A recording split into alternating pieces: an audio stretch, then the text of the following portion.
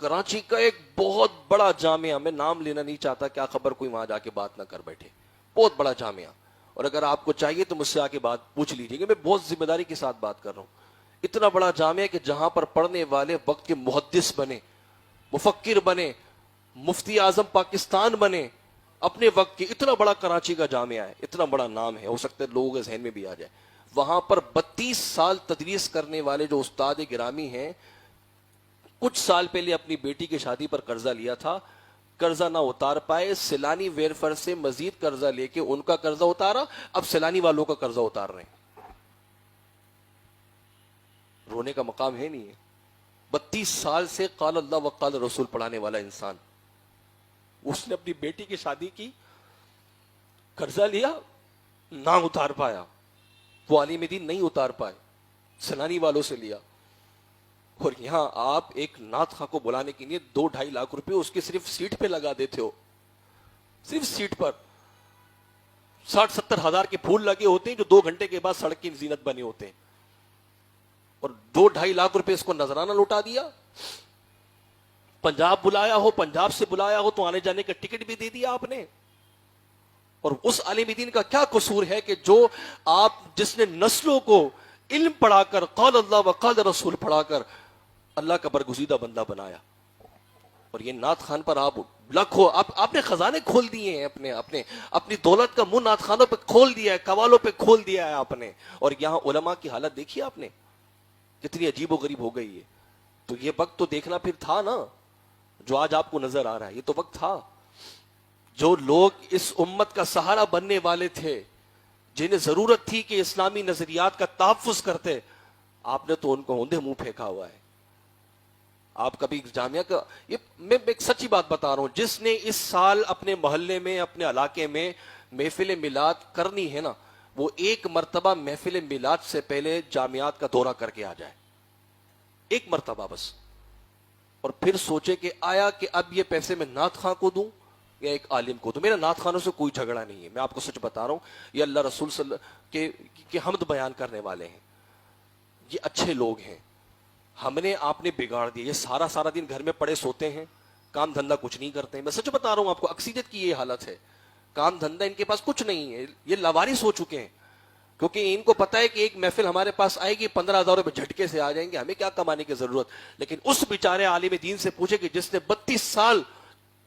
درس نظامی بھی پڑھایا، عالم بھی بنایا، لیکن غیرت اتنی تھی کہ لوگوں کے آگے ہاتھ نہیں پھیلائے، پھر کہتے ہیں کہ مولوی مانگنا شروع کر دیتے ہیں،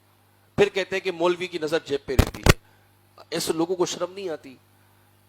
نعت خانوں کو آپ نے پیسے دے دے کے ان کو گھروں میں جو نا آپ نے بیزار بنا دیا ہے، ان کو کام دھندے کی لت نہیں ہوتی، اور جس نے زندگی کی ساری دولت، ساری سرمایہ کتابوں پہ صرف کیا ہو، آپ کی نظروں میں نہیں ہے۔ دیمک کی نظر ہو رہا ہے، مسودے لکھے جا چکے ہیں، کتابیں سائٹوں میں پڑی ہوئی ہیں، کوئی چھاپنے والا نہیں ہے، چھاپنے والا نہیں ہے نا۔ آپ کسی بھی بڑے نعت خواہ کراچی کے، اس کا ایک پیج جو سوشل میڈیا پہ بنا، اس کو لائک کر لیں، ٹھیک ہے؟ لائک کرنے کے بعد آپ دیکھیے گا روزانہ اس کی محفلوں کے نوٹیفیکیشن آپ کو آئے گا، روزانہ، مطلب روزانہ کی بنیاد پر صرف شہر کراچی کے اندر ہی لاکھوں روپیہ محفل نعت کے نام پر جا رہا ہے، اور یہاں کیا ہو رہا ہے کوئی پتہ۔ اور محفل نعت میں آپ بیٹھیں گے، سر دھت کو بیٹھیں گے، لگے گا بھائی بہت اچھی چل رہی ہے اہل سنت، بہت اچھا، اہل سنت اپنے عروج پر ہے، لیکن جب آپ محفل میلاد سے نکلیں گے نا، پھر آپ کو یہ خون میں لیتے ہوئے شہادتیں نظر آئیں گی۔ اگر ان کو ان شہادتوں کی فکر ہوتی نا تو یہ ساری چمک دھمک نظر نہیں آ رہی ہوتی آج۔ تو ہم نے اور آپ نے اب لگام ڈالنی ہے، ذرا تیار ہو جائیں، خدا را اب ذرا تیار ہو جائیں، کیونکہ جس خطے میں، جس علاقے کے ہم ذمہ دار لوگ ہیں، یہاں یہ لوگ یہیں سے گئے ہیں، اگر یہیں سے انشاءاللہ ان کے خلاف ایک بات اٹھائی جائے اور مثبت طریقے سے اہل سنت کی سوچ کو آگے لیا جائے، میں سمجھتا ہوں کہ شاید جو آج ہم دیکھ رہے ہیں یہ وقت گزر جائے گا۔ یہیں سے اگر چلیں، یہیں سے اگر ہم لے کے چلیں، یہیں سے اگر ایک بنیاد کو دوبارہ اٹھائیں، تو وقت یہ ہے کہ اہل سنت کو اللہ تعالیٰ دوبارہ عروج عطا فرمائے، شاید پھر کوئی شائع نورانی ہمارے اندر پیدا ہو جائے،